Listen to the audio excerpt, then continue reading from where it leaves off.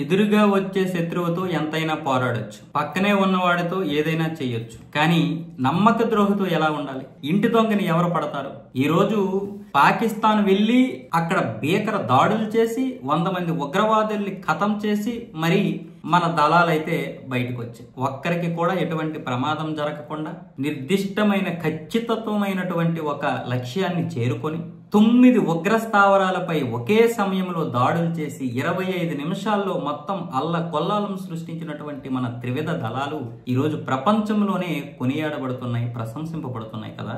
మరి పాకిస్తాన్ జిందాబాద్ అంటూ ఈ దేశంలో అప్పనంగా ఉంటూ పందికొక్కుల్లాగా తింటూ పెరుగుతూ మళ్ళీ మనపైనే దాడులు చేస్తూ ఇలా శత్రువులకి సహాయం చేస్తున్నటువంటి ఈ పందుకొక్కుల్ని ఏ విధంగా మనం ఆపగలగాలి? ప్రపంచ పటంలో పాకిస్తాన్ని లేకుండా చేయడానికి మన దగ్గర అంత శక్తి ఉంది, కానీ ఇక్కడ ఉంటున్నటువంటి దాదాపు 7-8 కోట్ల మంది పందుకొక్కుల్లా తింటున్నారు కదా అప్పనంగా, అక్రమంగా.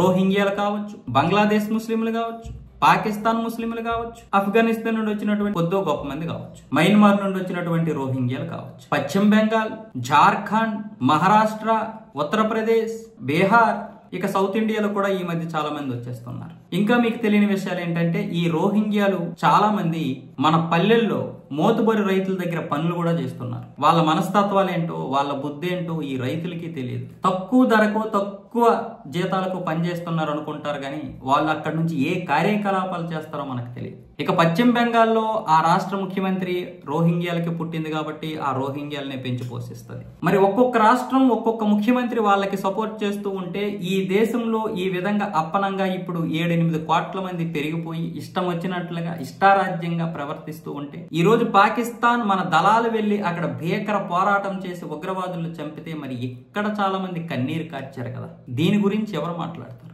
దీనికి ప్రభుత్వాలు ఏం చేస్తాయి? ప్రభుత్వాలు ఏమీ చెయ్యవు. ఎందుకంటే ఎన్ఆర్సీ తీసుకొద్దామంటే ప్రజలే అడ్డుకుంటున్నారు. ఏదైనా చేద్దాము పార్లమెంట్ లో లేకపోతే లోక్సభలో లేకపోతే రాజ్యసభలో ఏదైనా చేద్దామంటే బీజేపీకి సరైనటువంటి బలం లేదు. కాబట్టి మనందరం కలిసి ఓట్ల రూపంలో బీజేపీకి పూర్తి న్యాయంగా సంపూర్ణమైనటువంటి మెజారిటీ ఇస్తే ఈ దేశంలో ఉన్నటువంటి ఈ పాకిస్తాన్ కి జై కొట్టే పందుల గురించి మాట్లాడుతున్నాను. కాబట్టి ఈ పందులను నిర్మూలించాలంటే మనం ఏం చెయ్యాలి అంటే ఓట్ల రూపంలో మన ఆయుధాన్ని వినియోగించుకోవాలి. లేకపోతే భవిష్యత్తు తరాలు ఇంకా చాలా దారుణాలు చూడాల్సి వస్తుంది. ఈ రోజు జమ్మూ కాశ్మీర్ పహల్గామ్ దాడిలో బైసరన్ లో జరిగినటువంటి ఏదైతే ఒక దాడి ఉందో 26 మందిని నిర్దాక్షిణ్యంగా పేర్లు అడిగి కేవలం నువ్వు హిందూ అని చంపేశారంటే ఇంకా నీవు ఈ దేశంలో ఏ విధంగా బ్రతకగలుగుతావు? ఎంత దగ్గరికని ఎన్ని దగ్గరలు కానీ ఎన్ని దాడులని ఈ రోజు భారత ప్రభుత్వం అడ్డుకుంటుంది, ఎన్ని దాడులైనా అడ్డుకుంటుంది డైరెక్ట్ గా వస్తే.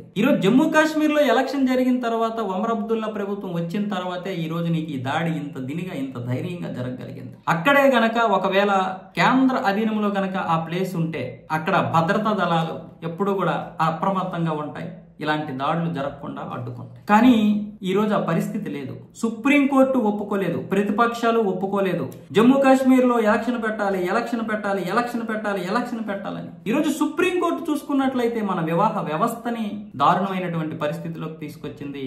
అలాగే ఇక్కడ ఉన్నటువంటి రాష్ట్రపతిని, ఇక్కడ ఉన్నటువంటి గవర్నర్లని కూడా కంట్రోల్ చేసే పరిస్థితికి సుప్రీంకోర్టు వచ్చేసింది. కాబట్టి ఈ కోర్టులు కూడా మన వ్యవస్థని పూర్తిగా నిర్వీర్యం చేస్తున్నాయి. ఈ రోజు పాకిస్తాన్ వాళ్ళు వెళ్ళిపోండి అని కేంద్ర ప్రభుత్వం చెబితే మేము ఎప్పటి నుంచో ఇక్కడే ఉన్నాం, కొంతమంది మా వాళ్ళు పాకిస్తాన్ పౌరసత్వం ఉన్న వాళ్ళు కొంతమంది ఉన్నారు, మేము భారత పౌరసత్వం అంటే ఉన్న వాళ్ళు ఉన్నాం, మేము ఇక్కడే ఉంటాం, మేము భారత్లోనే ఉంటామని సుప్రీంకోర్టుకి వెళ్ళి మొరపెట్టుకుంటే సరే మీరు ఉండండి, మీరు ఎటు వెళ్ళడానికి లేదు, మీరు ఇక్కడ నిర్భయంగా భారత్లో ఉండాలని సుప్రీంకోర్టులు చెబుతుంటే ఇంకా ప్రభుత్వాలు ఏం చేస్తాయి? కాబట్టి నేనేమంటున్నానంటే మనం మన ఓటు హక్కుని పూర్తిగా వినియోగించుకోకపోతే భవిష్యత్తు తరాలు సర్వనాశనం అయిపోయే ప్రమాదం ఉంది. కాబట్టి దయచేసి మీ యొక్క ఓటు హక్కును వినియోగించుకోండి వచ్చే ఎన్నికల్లోనైనా. అలా అయితేనే ఈ దేశంలో పాకిస్తాన్కి జై కొడుతున్నటువంటి పందికొక్కులకి మనం సమాధానం చెప్పగలం.